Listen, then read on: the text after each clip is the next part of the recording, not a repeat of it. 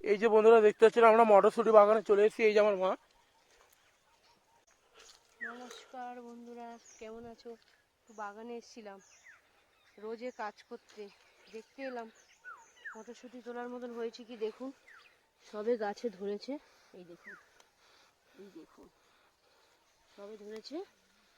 Tasty tasty মটরশুঁটি, একবেলা রোজে 100 টাকা, আর দুবেলা করলে 200 টাকা।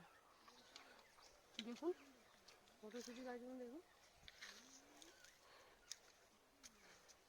আস্তে আস্তে করে পুরো বাগানটা দেখা, তাহলে বুঝতে পারবে কতটা মটরশুঁটি হয়েছে। আমার একটা দাদুর বাগানে হয়েছে। আসুন আরো দেখাবো। এখান থেকে শুরু করে কতটা হয়েছে বাগানে।